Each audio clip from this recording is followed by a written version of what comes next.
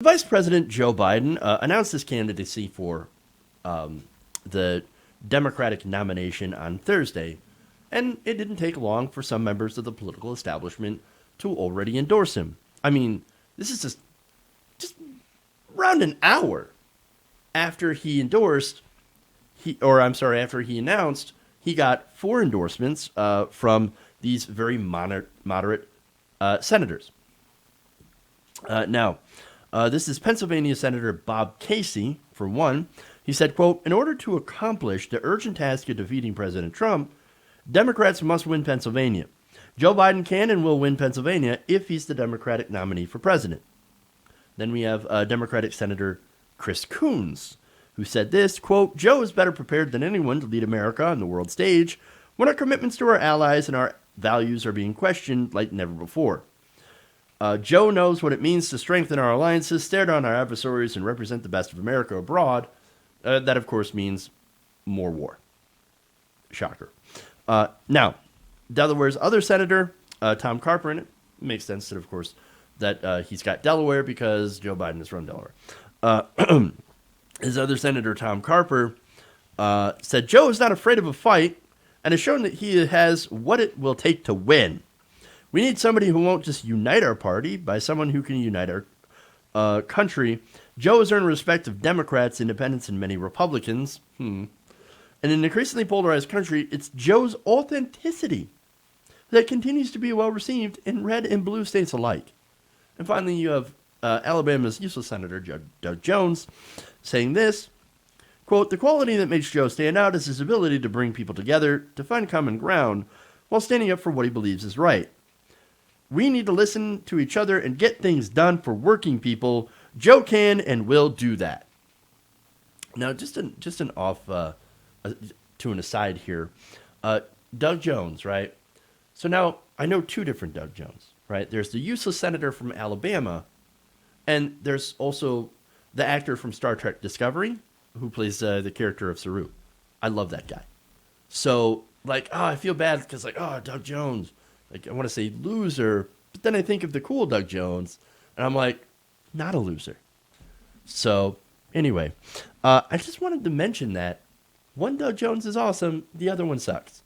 And the one that sucks is the senator from Alabama. Barely beat a pedophile. I mean, come on. Anyway, more.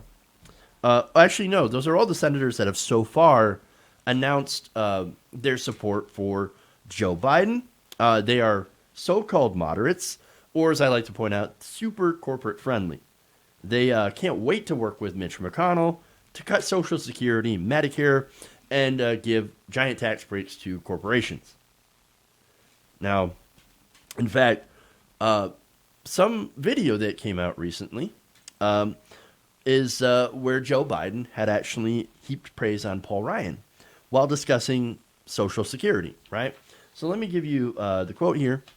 Quote, "Paul Ryan was correct when he did the tax code. What was the first thing we have to go after? Social Security and Medicare. Now we need to do something about Social Security and Medicare. It's the only way we find room to pay for it."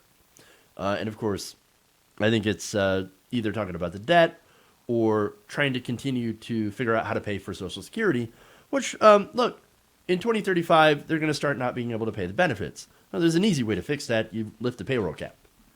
It's a simple fix. You could do it. You could pass it right through. Not a problem. Yet, for some reason, they're not going to do that. Why? Because Republicans and centrist Democrats can't wait to come to a deal. Oh, it's bipartisan. They can't wait to come to a bipartisan deal to cut your Social Security. Obama tried to do it. Remember with the grand bargain? I talked about that years ago. That grand bargain would have cut your Social Security and Medicare and used it to pay off the debt or give tax breaks to the rich. That's what they try to do. And of course, one more thing too, by the way. Paul Ryan, again, wants to cut Social Security. We know that, right? He refers to those as entitlements. Well, damn right they're entitlements. People are entitled to that earned benefit. Their money. They paid into it, right? But yet all these senators and Joe Biden more than happy to make a deal with Republicans that ends up cutting these programs. And that's the bipartisanship that they actually stand for, that Biden stands for. Their common ground is that they serve the donors. And Bob Casey is one of the ones. He's a guy from Pennsylvania. He's actually one of the worst on the list. Why? He takes a large amount of corporate PAC money. All of these guys do. But of the list, Bob Casey, I think, takes the most. And so, look, that's who they work for. And Biden likely shares donors with these 4 different senators, which is why he says things like, I don't think 500 billionaires are the reason why we're in trouble. We have not seen this huge concentration of wealth, and the folks at the top aren't bad guys. Well, you know why he says that? Because they gave him money. They write checks to Joe Biden for him to go and say, oh, well, they're not so bad. They give my campaign money. And they're my campaign contributors. They love me. I don't know why these guys are bad. And, of course, he sets himself as sort of the anti-Bernie Sanders, which I think is a huge mistake as well. And look, on that statement itself, well, I've said before, nobody says they're all bad guys. We're saying that certain people at the top use their wealth and privilege to influence politics so that our politicians are beholden to those people and end up giving them special breaks. Special breaks that regular people do not get. And so we don't like those people. We don't like it when people use their wealth and privilege to be able to rig the system against regular people. That's the whole point of calling them out. There's actually a lot of great millionaires. The patriotic millionaires are fantastic. You know why? Because they say, we're not getting taxed enough. We know we get these special breaks. We're not going to use our money to go and influence the system to get breaks. We already got enough breaks. What we're doing is we're screwing over regular people, and we don't want our system to do that anymore. And so I love it, right?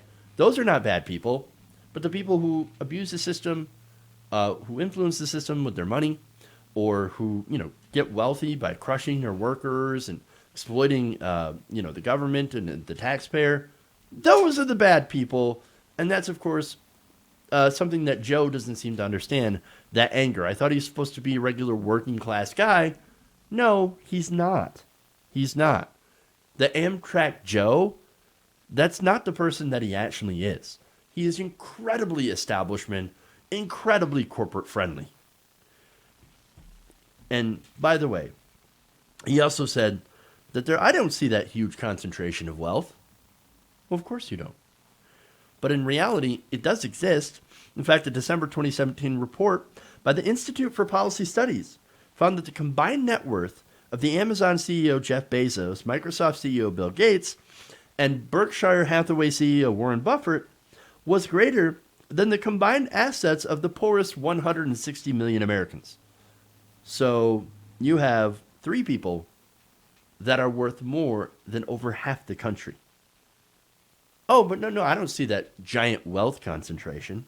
That same report found that the Forbes list of the 400 wealthiest Americans, $2.68 trillion of combined net worth was greater than the GDP of the entire United Kingdom. Wow. But again, Joe Biden, you don't see it. You don't want to see it. And it also shows you that Joe Biden has no interest in change.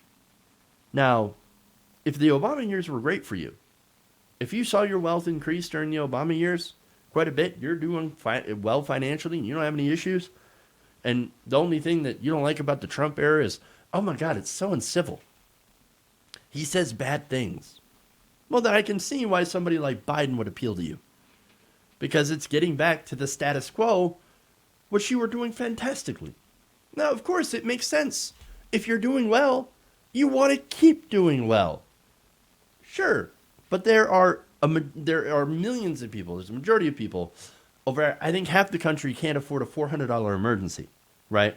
They are struggling.